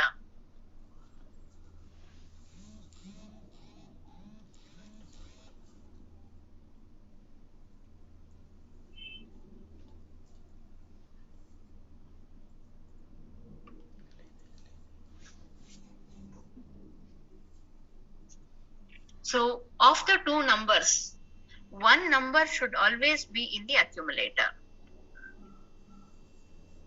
Accumulator ಅಲ್ಲಿ 1 ನಂಬರ್ ಇದ್ರೆ ಮಾತ್ರ ನೀವು ಆಡ್ ಮಾಡಕ್ ಸಾಧ್ಯ. ಸೊ ಹಂಗಾಗಿ ದ ಸಿಂಟ್ಯಾಕ್ಸ್ ಹೀಗೆ ಅದು ಕೊಟ್ಬಿಟ್ಟಿದ್ದಾರೆ ಅವರು. 8051 ಯಾರು ಕಂಡು ಹಿಡಿದ್ರು ಅವರೇ ಈ ಸಿಂಟ್ಯಾಕ್ಸ್ ಕೊಟ್ಬಿಟ್ಟಿದ್ದಾರೆ. Because they are the one who gives us the instruction set. IC ಯಾವುದೇ ಪ್ರೋಗ್ರಾಮಬಲ್ IC ಆಗ್ಲಿ ಯಾರು ಮ್ಯಾನುಫ್ಯಾಕ್ಚರ್ ಮಾಡಿರ್ತಾರೆ ಅವರೇ ಅದರ ಇನ್ಸ್ಟ್ರಕ್ಷನ್ ಸೆಟ್ ಕೊಡ್ತಾರೆ. So we have to learn how to use those instructions. ಇಲ್ಲಿ ನೋಡಿ, ADD add A, source. ಈ ADD is the mnemonic code for adding. A and source are the 2 operands. ಈ ಸೋರ್ಸ್ ಅಂದ್ರೆ 2 number. ಒಂದು number A ಅಲ್ಲಿದೆ, ಇನ್ನೊಂದು number source ಅಲ್ಲಿದೆ. So ಈಗ ಇದು ಏನ್ ಮಾಡುತ್ತೆ ಈ ಕೆಲಸ ಅಂದ್ರೆ, the source operand is added with A, is added with the contents of the A and the result will be in A only. ಇದೇ ನಿಮ್ಗೆ ಅರ್ಥ ಆಗ್ಬೇಕಾದ್ದು. ಸೋರ್ಸ್ ಅಲ್ಲಿರುವಂತ ಡೇಟಾ ಜೊತೆಗೆ ಅಕ್ಯುಮುಲೇಟರ್ ಅಲ್ಲಿ ಏನಿದೆ ನಂಬರು ಅದೆರಡು ಆಡ್ ಮಾಡುತ್ತೆ. ಯಾವುದು? Add instruction. ಆಡ್ ಆದ್ಮೇಲೆ ಬರುವಂತ ರಿಸಲ್ಟ್ ನ A ಅಲ್ಲೇ ಇಡುತ್ತೆ. A ಅಲ್ಲಿ ಫಸ್ಟ್ ಏನಿರುತ್ತೆ, ಯಾವ ನಂಬರ್ ನ ಆಡ್ ಮಾಡ್ಬೇಕು ಅದಿರುತ್ತೆ. ಆಡ್ ಆದ ತಕ್ಷಣ ಆ ನಂಬರ್ ಅಳಿಸೋಗಿ ಅದ್ರ ಮೇಲೆ ರಿಸಲ್ಟ್ ಬಂದ್ಬಿಡತ್ತೆ. This is how the chip is designed. ಇಲ್ಲಿ ಬರೀತಾರೆ ನೋಡಿ, the add instruction tells the CPU to add the source byte to register A register A ಅಲ್ಲಿ ಏನಿದೆ ಆಮೇಲೆ ಸೋರ್ಸ್ ಏನಿದೆ ಎರಡನ್ನು ಆಡ್ ಮಾಡಿ and put the result in register A. So whatever you add, the answer will be in A only. ಈಗ ಈ source register ಏನಾಗಿರ್ಬೇಕು? The source can be either data, the source can be either a data ಅಂದ್ರೆ ಈ hash ತರ data ಅಥವಾ register ಏನ್ ಬೇಕಾದ್ರೂ ಆಗಿರ್ಬೋದು. The source ನಾವು ಹೇಳಿಲ್ಲ. The source operand can either be a register or an immediate data, but the destination must always be register A. Add ಅಂದ ತಕ್ಷಣ ಇನ್ಸ್ಟ್ರಕ್ಷನ್ ಕೊಟ್ಟ ತಕ್ಷಣ ನೀವು A, ಅಂತಾನೆ ಬರಿಬೇಕು. Source operand ಏನ್ ಬೇಕಾದ್ರೂ ಆಗಿರ್ಬೋದು, but destination will always be accumulator. ಓಕೆನಾ? ಅರ್ಥ ಆಯ್ತಾ? ನೋಡಿ ಇಲ್ಲಿ ಕೆಳಗಡೆ ಬರೀತಾರೆ add R4, A and add R2, #12H are invalid since A must be the destination of any arithmetic operation. ಇದೇ ರೀತಿ ಬರಿಬೇಕು. ಅಂದ್ರೆ A ಫಸ್ಟೇ ಬರಿಬೇಕು. ಆಮೇಲೆ ಇಲ್ಲಿ ಈ ಸೋರ್ಸ್ ಜಾಗದಲ್ಲಿ A ಬರೆಯೋ ಹಂಗಿಲ್ಲ. A will always be the destination. Example. ಇದು ಒಂದು example for add instruction. First add ಮಾಡ್ಬೇಕು ಅಂದ್ರೆ 2 ನಂಬರ್ ಬೇಕು. ಆ 2 ನಂಬರ್ನ ನಾನು ಒಂದು ಎ ಅಲ್ಲಿ ಇಟ್ಕೊಳ್ತೀನಿ, ಇನ್ನೊಂದು ರಿಜಿಸ್ಟರ್ ಅಲ್ಲಿ ಇಟ್ಕೊಳ್ತೀನಿ. ನೋಡಿ first line move A, #25H or 25H. ಈ ಲೈನ್ ಏನ್ ಮಾಡುತ್ತೆ? This is a move instruction which copies the source to destination. Source ಏನು? It is an immediate data of 25H. So 25H is put into register A. ಇಲ್ಲಿಗೆ ಹೋಗುತ್ತೆ 25H ಅನ್ನೋದು ಇಲ್ಲಿಗೆ ಹೋಗುತ್ತೆ. Next line move R2, #34H. ಇದು ಇನ್ನೊಂದು move instruction which moves another data called as 34H. ಯಾವುದೋ ಒಂದು ಡೇಟಾನ R2 ರಿಜಿಸ್ಟರ್ಗೆ ಮೂವ್ ಮಾಡುತ್ತೆ. So that is load 34H into R2. ಅಂದ್ರೇನು? 2 ರಿಜಿಸ್ಟರ್ಗೆ 2 ವ್ಯಾಲ್ಯೂ ಹಾಕ್ತಾ ಇದ್ದೀನಿ. ಒಂದು ರಿಜಿಸ್ಟರ್ ಬಂದು ಎ, ಇನ್ನೊಂದು ರಿಜಿಸ್ಟರ್ ಬಂದು R2.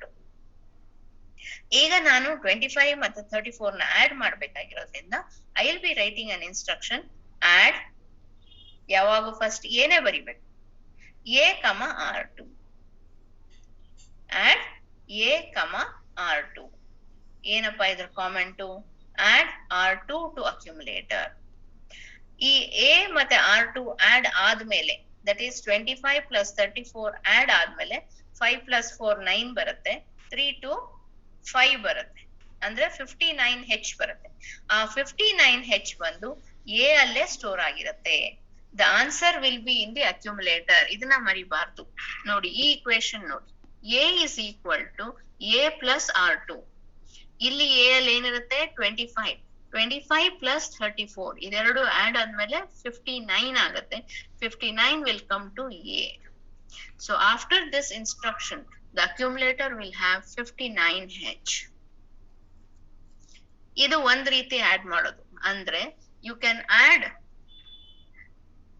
data, put it in a register and then add. ಅಂದ್ರೆ ಡೇಟಾನ ಫಸ್ಟ್ ರಿಜಿಸ್ಟರ್ ಹಾಕು, ರಿಜಿಸ್ಟರ್ ನ ಆಡ್ ಮಾಡು. ಈ ಎರಡನೇ ಎಕ್ಸಾಂಪಲ್ ನೋಡಿ, ಇದೊಂದ್ ಸ್ವಲ್ಪ ಚೇಂಜ್ ಮಾಡಿ. ಇದು ಅದೇ ತರನೇ, ಬಟ್ ಇದೊಂದ್ ಚೂರ್ ಚೇಂಜ್ ಮಾಡ್ಯಾರ. ಏನ್ ಹೇಳ್ತಾರೆ ಅಂದ್ರೆ ಫಸ್ಟ್ ಮೂವ್ ಎ, ಇದು ಬೇರೆ ಎಕ್ಸಾಂಪಲ್, ಸೇಮ್ ನಂಬರ್ಸ್. ಇಲ್ಲಿ 3 ಇನ್ಸ್ಟ್ರಕ್ಷನ್ ಆಯ್ತು, ಇಲ್ಲಿ 2 ಇನ್ಸ್ಟ್ರಕ್ಷನ್ ಅಲ್ಲಿ ಮುಗಿಸ್ತಾರೆ. ಸೇಮ್ ಕೆಲ್ಸ. ಏನ್ ಮಾಡ್ಯಾರೆ ಅಂದ್ರೆ ಒಂದ್ ರಿಜಿಸ್ಟರ್ ಯಾವುದು? ಎ ಇರ್ಲೇಬೇಕು. ಎಗೆ 25H ಹಾಕೊಂಡಿದ್ವಿ. Move A, #25H. That is load one operand into A. Now A will be having 25H. ಇದಕ್ಕೆ ನಾನು 34H ಆಡ್ ಮಾಡ್ಬೇಕು. ಲಾಸ್ಟ್ ಪ್ರೋಗ್ರಾಮ್ ಅಲ್ಲಿ ಏನ್ ಮಾಡಿದೆ ಅಂದ್ರೆ 34H ನ ಒಂದು ರಿಜಿಸ್ಟರ್ ಹಾಕಿ ಆ ರಿಜಿಸ್ಟರ್ ನ ಎ ಜೊತೆಗೆ ಆಡ್ ಮಾಡಿ. ಅದ್ ಮಾಡೋ ಅಗತ್ಯ ಇಲ್ಲ, ಮಾಡಿದ್ರು ತೊಂದ್ರೆ ಇಲ್ಲ, ಮಾಡೋ ಅಗತ್ಯ ಇಲ್ಲ. ಡೈರೆಕ್ಟ್ ಆಗಿ 34 ನ ನಾನು ಎ ಜೊತೆಗೆ ಆಡ್ ಮಾಡ್ಬೋದು. ಹೇಗೆ ಅಂದ್ರೆ ನೋಡಿ, add A, #34H. This is what E line explain ಮಾಡುತ್ತೆ. The source operand can either be a register or immediate data. ಇಲ್ಲಿ ರಿಜಿಸ್ಟರ್ ಆಗಿ ನಾನು ಎಕ್ಸಾಂಪಲ್ ತೋರಿಸಿದೀನಿ, ಇಲ್ಲಿ ಡೇಟಾ ಆಗಿ example ತೋರಿಸಿದೀನಿ. So add the second operand, that is 34H to A. ಅರ್ಥ ಆಯ್ತಾ add instruction? Any doubts about move and add instruction? ಇನ್ನ ತುಂಬಾ ಇದೆ, ಮೂವ್ ಮತ್ತೆ ಆಡ್ ಮತ್ತೆ ಕಲಿತೀವಿ ನಾವು. This is only for the general information. ಯಾಕಂದ್ರೆ ನಾನು ಪ್ರೋಗ್ರಾಮಿಂಗ್ ಹೇಳ್ಕೊಡ್ಬೇಕಾದ್ರಿಂದ ಶುರು ಮಾಡ್ಬೇಕಾದ್ರೆ ಅಟ್ಲೀಸ್ಟ್ ಒಂದ್ 2 ಇನ್ಸ್ಟ್ರಕ್ಷನ್ ಆದ್ರೂ ನಿಮಗ್ ಗೊತ್ತಿರ್ಲಿ ಅಂತ ಮಾಡುವಂತ ಕೆಲ್ಸ ಇದು. ಬುಕ್ ಅವರು ಹಾಗೆ ಮಾಡಿರೋದು, ಎಲ್ಲಾರು ಮಾಡೋದು ಹಾಗೆ. Any doubts?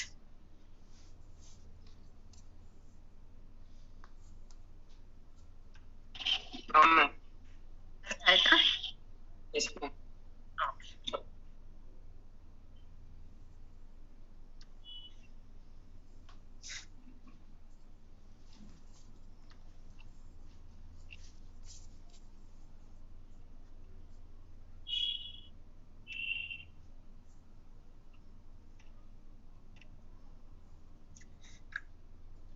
ಈಗ how do we write the program? The steps an assembly language program, one the general information about by the step of assembly language program outlines as follows. Actually we have to write, right? ನಾವು assembly language ಅಲ್ಲಿ program ಬರೆದಾಗ usually ನಾವು ಈ program ಬರೆಯೋದು system ಮೇಲೆ ಆಗತ್ತೆ. ಯಾಕಂದ್ರೆ ಇದನ್ನ ನಾನು ಚಿಪ್ಪಿಗೆ ಡೌನ್ಲೋಡ್ ಮಾಡ್ಬೇಕು, ಕೆಲಸ ಆಗ್ಬೇಕು ಅಂದ್ರೆ ಚಿಪ್ಪಿಗೆ ಡೌನ್ಲೋಡ್ ಮಾಡ್ಬೇಕು. ಇದು ಸ್ವಲ್ಪ ಹೈಯರ್ ಕಾನ್ಸೆಪ್ಟ್ಸ್. ನಿಮ್ಗೆ ಒಂದು ಸಿಂಪಲ್ ಆಗಿ ಹೇಳ್ಬೇಕು ಅಂದ್ರೆ, ನೀವು ಸಿ ಪ್ರೋಗ್ರಾಮ್ ನ ಹೇಗೆ ಸಿಸ್ಟಮ್ ಅಲ್ಲಿ ಫಸ್ಟ್ ಓಪನ್ ಮಾಡ್ಬಿಟ್ಟು ಫೈಲ್ ಅಂತ ಓಪನ್ ಮಾಡಿ ಬರೀತೀರಲ್ವಾ, ಬರ್ದಾದಾಗ ನೀವು ಸೇವ್ ಮಾಡ್ತೀರಾ. ಸೇವ್ ಮಾಡ್ಬೇಕಾದ್ರೆ .c ಫೈಲ್ ಅಂತ ಸೇವ್ ಮಾಡ್ತೀರಾ. ಅಂದ್ರೆ it is a C program file ಅಂತ.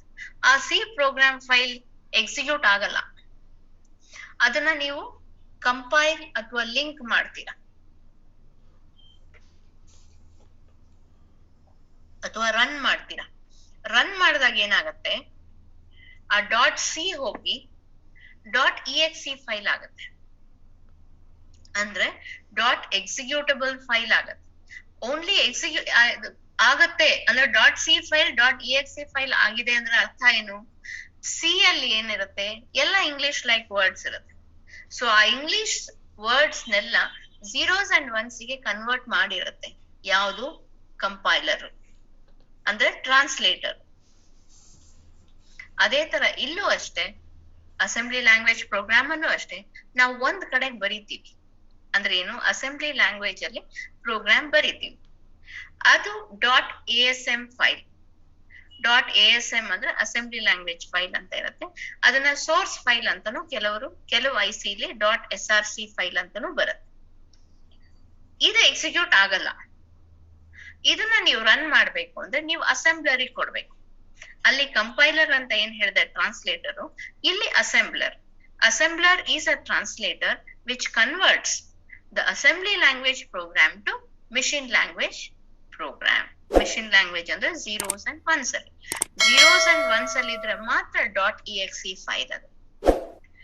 ಇಲ್ಲಿ ನಾವು .exe ಫೈಲ್ ಅನ್ನಲ್ಲ, ಅಸೆಂಬ್ಲಿ ಲ್ಯಾಂಗ್ವೇಜ್ ಅಲ್ಲಿ .hex ಫೈಲ್ಸ್ ಅಂತ ಹೇಳ್ತೀವಿ. ಅಂದ್ರೆ ಅಸೆಂಬ್ಲರ್ ಆದ್ಮೇಲೆ, ಅಸೆಂಬಲ್ ಕೆಲಸ ಆದ್ಮೇಲೆ ಅದು .hex ಫೈಲ್ಸ್ ಆಗತ್ತೆ. Hex files are the one which gets executed.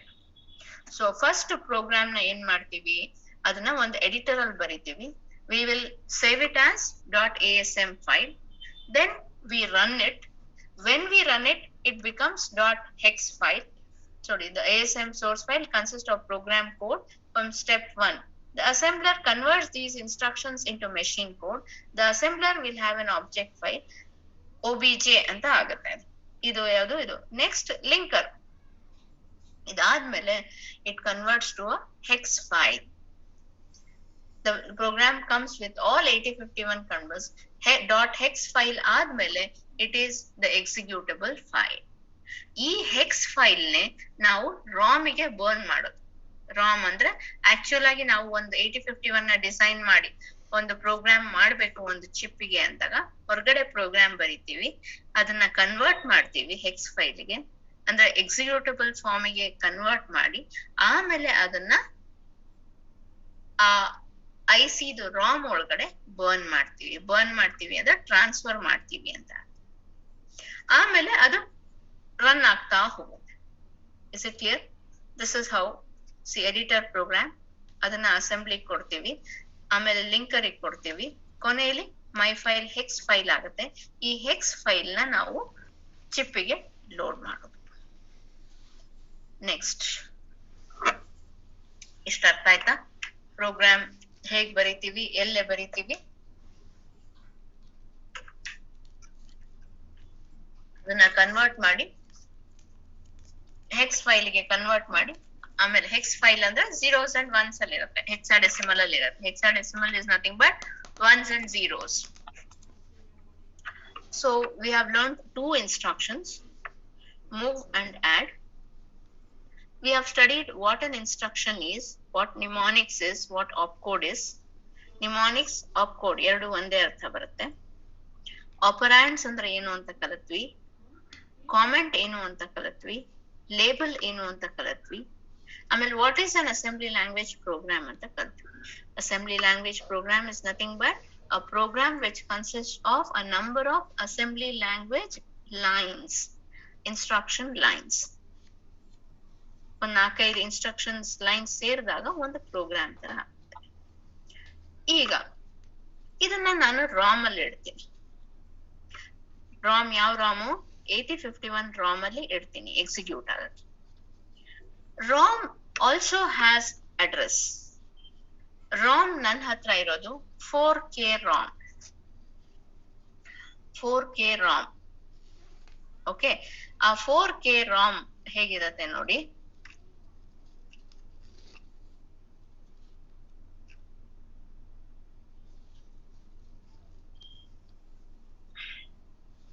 ಇದು 4K Ram. 4K Ram 00 to 0FFF. ಇದು this is my ROM space. But ನಾನು ರಾಮ್ ಅಲ್ಲಿ ಇಡ್ತೀನಿ. ರಾಮ್ ಅಲ್ಲಿ ಇಟ್ಟ ತಕ್ಷಣ the program counter points to the address of the next instruction to be executed. Ram ಅಲ್ಲಿ ಹೋಗಿ ನಾನು ಪ್ರೋಗ್ರಾಮ್ ನ ಬರ್ನ್ ಮಾಡಿದ ತಕ್ಷಣ first line of my program goes and sits in the location 0000H. ROM has a 16-bit address. ಇದನ್ನ ನೆನ್ಪಿಟ್ಕೊಳ್ಳಿ. RAM, ನಾನೀಗ ಮುಂಚೆ ಹೇಳ್ಕೊಟ್ವಲ್ಲ, ರ್ಯಾಮ್ ರ್ಯಾಂಡಮ್ ಆಕ್ಸೆಸ್ ಮೆಮೊರಿ, ಅದಕ್ಕೆ single byte address. Whereas ROM has 2-byte address. ROM ಗೆ 16-bit address, RAM ಗೆ 8-bit address. So when I make a program outside and burn it to ROM, first line of the program goes and sits in the location 0000H, and the first location of ROM. PC is a program counter, which we have studied that it is a register, a 16-bit register, which points to the address of the next location to be executed. By default, when 8051 is powered on, will have 0000H. ಅದಕ್ಕೋಸ್ಕರ ನಾವು program burn ಮಾಡಿದ ತಕ್ಷಣ first line ನ 000H ಗೆ ಹಾಕ್ಬಿಡ್ತೀವಿ. ಅಂದ್ರೆ first instruction will be fetched first by the CPU. First instruction fetch ಆಗಿದ ತಕ್ಷಣ PC automatically increments to the next location, ಅಂದ್ರೆ 0001 ಆ ಲೊಕೇಶನ್ ಇಂದ ತಗೊಂಡ್ಬರುತ್ತೆ. So PC actually is a program counter which fetches the program statements or the instructions one by one from the ROM. One by one from the ROM. Confuse ಮಾಡ್ಕೋಬೇಡಿ. ಕಷ್ಟ ಅನ್ಸಿದ್ರೆ just cool ಆಗಿ recall ಮಾಡಿ. Concepts ಅರ್ಥ ಆಗಕ್ಕೆ ಸ್ವಲ್ಪ time ಹಿಡಿಯುತ್ತೆ. ಹೋಗ್ತಾ ಹೋಗ್ತಾ ಪ್ರೋಗ್ರಾಮ್ ಮಾಡ್ತಾ ಮಾಡ್ತಾ ನಿಮ್ಗೆ ಈಸಿ ಅನ್ಸುತ್ತೆ. So the program counter points to the address of the next instruction to be executed. Next, all 8051 members start at address 00. when they are powered up. ನಾನು ಹೇಳಿದ್ನಲ್ಲ, ಶುರು ಮಾಡಿದ ತಕ್ಷಣ, ಪವರ್ ಆನ್ ಮಾಡಿದ ತಕ್ಷಣ PC will have 000H. PC will have 00H. That is, the first opcode is burnt into ROM location 00H. Since this is where 8051 looks for the first instruction when it is booting.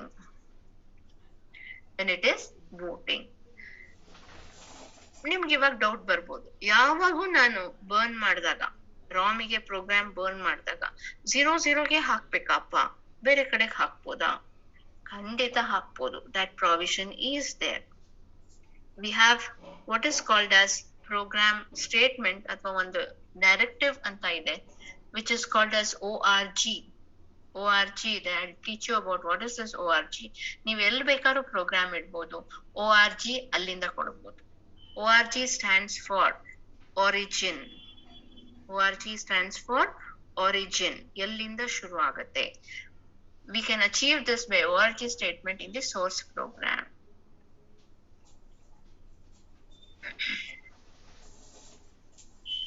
ಅದನ್ನೇ ಹೇಳ್ತಾರೆ. First opcode upon executing.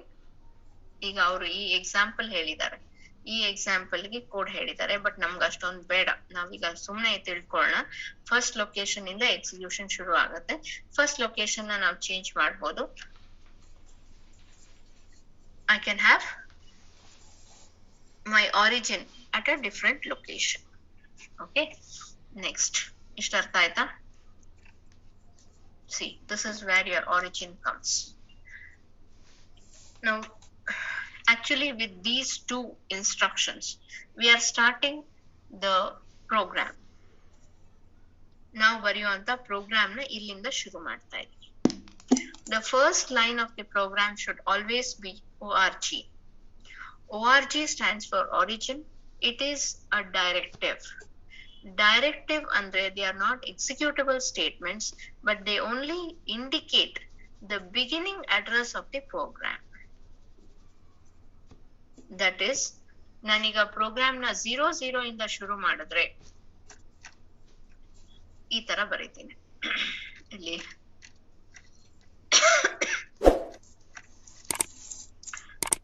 ORG 0H. ORG 0H ಅಂತಂದ್ರೆ this is the first line of the program. ORG 0H ಅಂದ್ರೆ ನಾನು 0th location ಇಂದ ನನ್ನ program ನ ಶುರು ಮಾಡಿದೀನಿ ಅಂತ ಅರ್ಥ. You can also change ಇನ್ನೊಂದಿದೆ ಇಲ್ಲಿ, ORG 500H. Excuse me.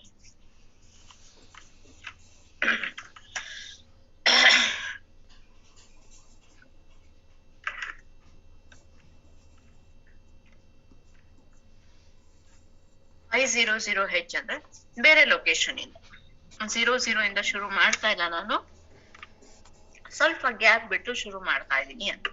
So ORG ಏನ್ ಮಾಡುತ್ತೆ, this gives you the starting address of your program. That number will be in hexadecimal or decimal. Next, the last statement of the program will be end. Program ಎಲ್ಲ ಬರ್ದಾದ್ಮೇಲೆ, ನನ್ನ ಕೆಲಸ ಎಲ್ಲ ಆದ್ಮೇಲೆ ನಾನು end ಅಂತ ಹೇಳ್ತೀನಿ. ದಟ್ ಈಸ್ ಸಿ ಪ್ರೋಗ್ರಾಮ್ ಅಲ್ಲಿ ಒಂದು ಫ್ಲವರ್ ಬ್ರಾಕೆಟ್ ಹಾಕ್ತಿವಲ್ಲ ಕೊನೆಯಲ್ಲಿ, to show that as a end. ಇಲ್ಲೂ ಅಷ್ಟೇ, last statement end.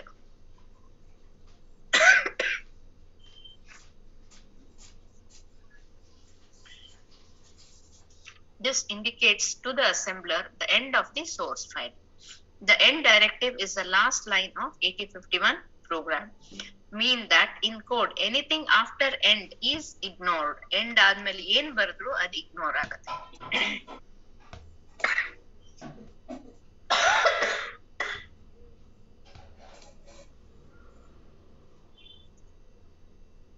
The first line is ORG and the last line is end. ಇದೆಲ್ಲ ಆಮೇಲೆ ಬರೋಣ, ಇಕ್ವೇಟರ್. ಸೊ ಎರಡು ಕಲ್ತ್ವಿ, ORG and end. So first line ORG ಆದ್ಮೇಲೆ ಇಲ್ಲಿ ಇನ್ನೊಂದು ಕಾನ್ಸೆಪ್ಟ್ ಹೇಳ್ತಾರೆ ನೋಡಿ, ಹೆಕ್ಸ್ ಮತ್ತೆ ಡೆಸಿಮಲ್ ಅಲ್ಲಿ ಇರ್ಬೋದು. You can write the numbers in decimal or in hexadecimal or in binary or in octal.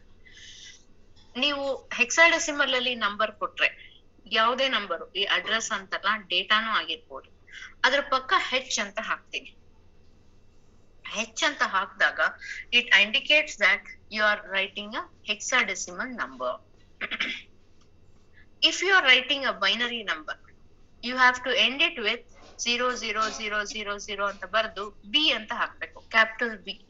Capital B ಅಂತ ಹಾಕಿದ್ರೆ it indicates that you are writing a binary number. O ಅಂತ ಹಾಕಿದ್ರೆ octal number. But when you are going to write an decimal number, decimal ನಂಬರ್ಗೆ ಏನು ಹಾಕದೆ ಹೋದ್ರು ನಡೆಯುತ್ತೆ, D ಅಂತ ಹಾಕ್ಬೇಕು. ಬಟ್ ಡಿ ಅಂತ ಹಾಕದೆ ಹೋದ್ರು ಸಹಿತ 8051 understands that it is a decimal number.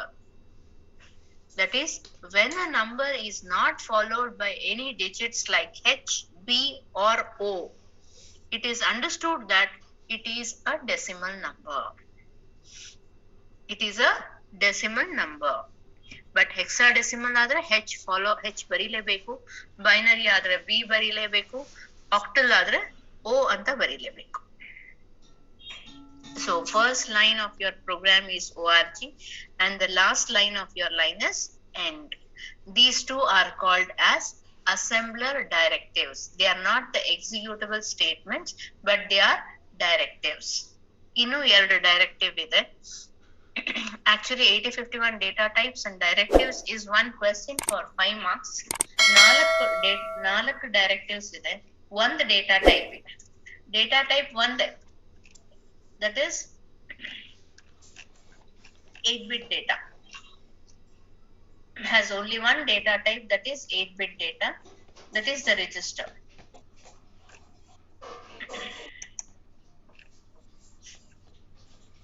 ನಾಲ್ಕು directives ಇದೆ. First one ಬಂದು org, second one ಬಂದು end, third one ಬಂದು EQU, that is equate. ಇದನ್ನೇನ್ ಜಾಸ್ತಿ ಯೂಸ್ ಮಾಡಲ್ಲ ನಾವು, ಬಟ್ ಇದನ್ನ ನೀವು ಕಲಿಲೇಬೇಕು, ಯಾಕಂದ್ರೆ this is your question. This is use to define a constant without copying a memory location. Equate sets aside a storage for a data item. ಇದನ್ನ ಹೇಗ್ ಬರೀತಾರೆ ಅಂತ ತೋರಿಸ್ತೀನಿ ನೋಡಿ ನಾನು, ಅಂದ್ರೆ ಮಾತ್ರ ಅರ್ಥ ಆಗುತ್ತೆ ನೋಡಿ. ಕೌಂಟ್ EQU ಇದು ಅಸೆಂಬ್ಲರ್ ಡೈರೆಕ್ಟಿವ್ 25. ನಾವು ಸಿ ಪ್ರೋಗ್ರಾಮಿಂಗ್ ಅಲ್ಲಿ ನಿಮ್ಗೆ ನೆನಪಿದೆಯೋ ಇಲ್ವೋ, ಹ್ಯಾಶ್ ಡಿಫೈನ್ ಪೈ 3.14 ಅಂತ ಬರಿತಾ ಇದ್ವಿ. ಅಂದ್ರೆ pi is given a value of 3.14. ಆಮೇಲೆ ನನ್ನ ಪ್ರೋಗ್ರಾಮ್ ಅಲ್ಲಿ ಎಲ್ಲಾ ಕಡೆ 2πr ಅಂತ ಯೂಸ್ ಮಾಡ್ತಾ ಇದ್ದೆ, circumference area of a circle ಎಲ್ಲ. ಅಂದ್ರೆ ಪೈ ವ್ಯಾಲ್ಯೂ ಏನು ಅಂತ ನಾನು ಫಸ್ಟ್ ಡಿಫೈನ್ ಮಾಡ್ತಾ ಇದ್ದೆ. The same thing in 8051 is EQU. EQU is 25 ಅಂದ್ರೆ ಈ 25 ನ ನಾನು 25 ಅಂತ ಬರೆಯೋ ಬದಲು ಕೌಂಟ್ ಅಂತ ಬರೀತೀನಿ. 25ಗೆ ಬೇರೆ ಹೆಸರು ಕೊಟ್ಟೆ, use EQU for a counter constant. ನೋಡಿ ನೆಕ್ಸ್ಟ್ ಲೈನ್ ಅಲ್ಲಿ ಮೂವ್ R3, 25 ಬರಿಬೇಕಾದ್ ನಾವು ಹ್ಯಾಶ್ 25 ಬರಿಬೇಕಾಗುತ್ತೆ. ನಾನು ಇಲ್ಲಿ ಹ್ಯಾಶ್ 25 ಬರಲ್ಲ, ಹ್ಯಾಶ್ ಕೌಂಟ್ ಅಂತ ಬರೀತೀನಿ. ಅಂದ್ರೆ ಕೌಂಟ್ ಇರೋ ಜಾಗದಲ್ಲೆಲ್ಲ 25 ಹೋಗುತ್ತೆ. ಹೀಗ್ ಮಾಡೋದ್ರಿಂದ ಏನ್ ಅನುಕೂಲ, ಈ ತರ ಯಾಕೆ ಮಾಡ್ಬೇಕು ಅಂದ್ರೆ, ಈ 25 ಅನ್ನೋ ವ್ಯಾಲ್ಯೂ ಸುಮಾರು ಕಡೆ ಪ್ರೋಗ್ರಾಮ್ ಅಲ್ಲಿ ಇತ್ತು ಅಂದ್ರೆ ಅಲ್ಲೆಲ್ಲಾ ಕಡೆ ನಾನು ಕೌಂಟ್ ಅಂತ ಬರ್ದಿರ್ತೀನಿ. ನಿಮ್ಗೆ 25 ಬೇಡ ಅನ್ನಿಸ್ತಪ್ಪ, I have to make it 50 ಅನ್ಸ್ತು. ನೀವ್ ಅವಾಗ ಇದು ಒಂದು ಜಾಗದಲ್ಲಿ 50 ಅಂತ ಚೇಂಜ್ ಮಾಡಿದ್ರೆ ಇಲ್ಲಿ ಎಲ್ಲೂ ಚೇಂಜ್ ಮಾಡ್ಬೇಕಾಗಿಲ್ಲ, ಎಲ್ಲೆಲ್ಲಿ ಕೌಂಟ್ ಇದೆಯೋ ಅಲ್ಲೆಲ್ಲಾ ಕಡೆ 50 ಆಗ್ಬಿಡುತ್ತೆ. This is the equation. I'll just go through the statements what these people have given. This is used to define a constant without occupying a memory location. ಇದು ಬರೀ ಹೆಸರು ಕೊಡುತ್ತೆ, ಇದಕ್ಕಾಗಿ ಏನು ಡೇಟಾ, ಇದಕ್ಕಾಗಿ ಯಾವುದೇ ರೀತಿಯಾದ ಸ್ಟೋರೇಜ್ ಇಲ್ಲ. ನೋಡಿ, assume that there is a constant used in many different places in the program and the programmer wants to change its value throughout. ನೋಡಿ ಈ ತರ ಕೌಂಟ್ ಇಲ್ಲೆಲ್ಲೋ ಇಟ್ಕೊಂಡಿದ್ನಲ್ಲ, ಕೌಂಟ್ ಅನ್ನೋದು ಒಂದು ಕಾನ್ಸ್ಟೆಂಟ್. ಇದನ್ನ ಸುಮಾರು ಕಡೆ ಬರೀತೀನಿ ನಾನು. ಅಕಸ್ಮಾತ್ ಚೇಂಜ್ ಮಾಡ್ಬೇಕಾಯ್ತು, 25 ಅಂತಾನೆ ಇದ್ರೆ ನಾನು ಎಲ್ಲಾ ಕಡೆಗೂ ಎಲ್ಲೆಲ್ಲಿ 25 ಇದೆ ಅಂತ ಎಲ್ಲಾ ಕಡೆಗೂ ಹೋಗಿ ನಾನು 25 ನ 50 ಮಾಡ್ಬೇಕು. ಅದೇ ಈ ರೀತಿ ಮಾಡಿದ್ರೆ, ಈ 25ಗೆ ಒಂದ್ ಹೆಸರು ಕೊಟ್ಬಿಟ್ರೆ ಈ ಒಂದು ಲೈನ್ ಅಲ್ಲಿ ನಾನು 25 ಬದಲು 50 ಹಾಕಿದ್ರೆ ಎಲ್ಲಾ ಕಡೆನೂ ಚೇಂಜ್ ಆಗೋಗುತ್ತೆ. That is what he writes here. In different places, and the programmer wants to change its value throughout. By the use of EQU, one can change it once and the assembler will change all of its occurrence. ನೀವು ಒಂದ್ ಕಡೆ ನೀವು change ಮಾಡಿದ್ರೆ ಸಾಕು, assembler ಎಲ್ಲ ಕಡೆಗೂ ಅದೇ ಮಾಡುತ್ತೆ. This is your third directive. First directive ಬಂದು origin, second directive ಬಂದು end, third directive ಬಂದು EQU. Fourth ಬಂದು DB. DB is defined byte ಅಂತ ಹೇಳ್ತಾರೆ. ಇದೆಲ್ಲ ನಿಮ್ಗೆ ಅಷ್ಟೊಂದು ಅಗತ್ಯ ಇಲ್ಲ, ಜಾಸ್ತಿ ಯೂಸ್ ಮಾಡಲ್ಲ ನಾವು, ಬಟ್ ನೀವು ತಿಳ್ಕೊಳ್ಳೇಬೇಕು for one line answers. The DB directive is the most widely used data directive in the assembler. It is used to define the 8-bit data. ಅಂದ್ರೆ ಇಲ್ಲಿ ನೋಡಿ, data 6 DB, my name is Joe. DB 2591. DB ಯಾವ್ದಾದ್ರು data ಮಾಡ್ಬೋದು, ಅದಕ್ಕೆ ಒಂದು label ಕೊಡ್ತೀನಿ ನಾನು. If you define this data, first define ಮಾಡಿ ಇಟ್ಕೊಂಡ್ಬಿಡ್ತೀನಿ ಬೈಟ್ಸ್ ನ. ನನ್ನ ಪ್ರೋಗ್ರಾಮ್ ಅಲ್ಲಿ ಈ ಹೆಸರು ಹಾಕ್ತೀನಿ, ಇದನ್ನ ಡಿಫೈನ್ ಮಾಡಿದಾಗ this becomes a byte, numbers into hex, and this becomes a byte. See, place ASCII in the donation. The assembler will assign the ASCII code for the numbers or characters. Define ASCII strings larger than 2 characters. ಇದಿಷ್ಟನ್ನು ಒಂದೇ byte ಆಗಿ ಮಾಡುತ್ತೆ, ಅಂದ್ರೆ different, ಅದೇ categorise ಮಾಡ್ಕೊಡುತ್ತೆ. ನೀವೇನ್ ಇದನ್ನ store ಮಾಡ್ಬೇಕಾಗಿಲ್ಲ, ಅದೇ convert ಮಾಡಿ ಸ್ಟೋರ್ ಮಾಡ್ಕೊಡುತ್ತೆ. ಇದು ಅಷ್ಟೊಂದು ನಿಮ್ಗೆ ಈಗ ಅರ್ಥ ಆಗಲ್ಲ. Just know DB is a directive which defines byte, which is used to define 8-bit data. ಇವೆಲ್ಲ ಕಾನ್ಸ್ಟೆಂಟ್ ಡೇಟಾಸ್. ಒಂದು ಪ್ರೋಗ್ರಾಮ್ ಅಲ್ಲಿ ಒಂದಷ್ಟು ಕಾನ್ಸ್ಟೆಂಟ್ ಡೇಟಾಸ್ ಇರುತ್ತೆ. ಆ ಕಾನ್ಸ್ಟೆಂಟ್ ಡೇಟಾಸ್ ನ ಯೂಸ್ ಮಾಡಕ್ಕೆ, ಕಾನ್ಸ್ಟೆಂಟ್ ಡೇಟಾಸ್ ಅಂದ್ರೆ ಯಾವ್ಯಾವ್ದು ಅಂದ್ರೆ, for example the colours, red, green, yellow, blue, ಇವೆಲ್ಲ ಕಲರ್ಸ್ ಕಾನ್ಸ್ಟೆಂಟ್. ಯಾವ್ದೋ ಒಂದು ಕಲರ್ ಮೇಲೆ ಪ್ರೋಗ್ರಾಮ್ ಬರೀತಿರ್ಬೇಕಾದ್ರೆ ಈ ಕಲರ್ಸ್ ನ ಒಂದು ಡಿಫೈನ್ ಬೈಟ್ ಮಾಡ್ಕೊಂಡ್ಬಿಡ್ಬೋದು. ಆಮೇಲೆ ಅದರಲ್ಲಿರೋ ನಂಬರ್ ನ ನೀವು ತಗೋಬಹುದು. ಇವೆಲ್ಲ ಸಿ ಇಂದ ಬಂದಿರೋಂತ ಕಾನ್ಸೆಪ್ಟ್ಸ್. ಸಿ ಅಲ್ಲಿ ಇದನ್ನ ಈ ನಮ್ ಅಂತ ಹೇಳ್ತೀವಿ, ನಿಮ್ಗೆ ಅದು ಹೇಳ್ಕೊಟ್ಟಿಲ್ಲ ನಾವು. ಸಿ ಅಲ್ಲಿ ಅದು ಎನ್ಯುಮರೇಟೆಡ್ ಕಾನ್ಸ್ಟೆಂಟ್ಸ್ ಅಂತ ಹೇಳ್ತೀವಿ. ಇಲ್ಲಿ ಅದು ಡಿಫೈನ್ಡ್ ಬೈಟ್, ಜಾಸ್ತಿ ಯೂಸ್ ಮಾಡಲ್ಲ, ಬರೀ ಒಂದ್ ಲೈನ್ ಆನ್ಸರಿಗಷ್ಟೇ it is defined byte. So 4 assembler directives, origin, end. ಈ ಆರಿಜಿನ್ ಮತ್ತೆ ಎಂಡ್ ಬಗ್ಗೆ ಗೊತ್ತಿರ್ಲೇಬೇಕು ನಿಮ್ಗೆ. Origin indicates the start of the program in the ROM area of the 8110 chip. End defines the end of the assembly language program. Any data you write or any line you write after ASM will be a waste. So ನೀವೇನಿದ್ರು ಅದ್ರೊಳಗಡೆ ಬರಿಬೇಕು.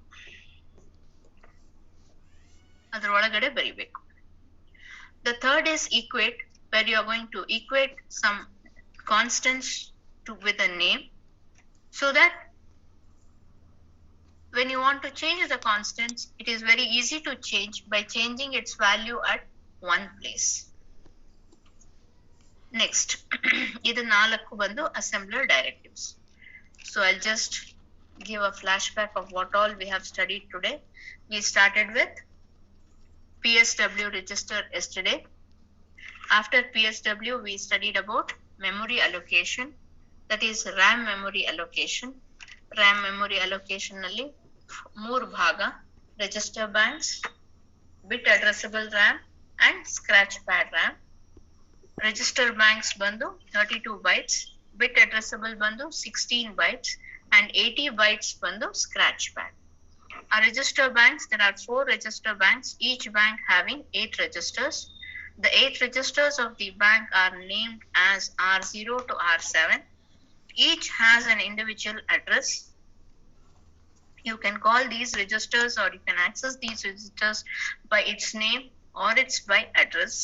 We have shown you the diagram. ಎಲ್ಲೆಲ್ಲಿ address ನ ಸಹಿತ ನಾವು ತೋರಿಸಿದ್ದೀವಿ. We studied about 2 instructions, move and add, for starting our program. And we studied about the syntax of the instruction, what is meant by mnemonics, what is meant by opcode, what is meant by operands, what is meant by comment, what is meant by label. Then we studied about the program, where it is placing the program in the ROM, that is from the starting position, ending position ಎಲ್ಲಾಗುತ್ತೆ, ಹೇಗೆ access ಮಾಡ್ತೀರಾ PC by register PC. And we also studied about how to select the register banks by using the 2 bits RS0 and RS1 of PSW register. You can select one of the 4 registers. By default, bank 0 will be selected. ಇನ್ನೇನ್ ಹೇಳಿದ್ವಿ? Any doubts?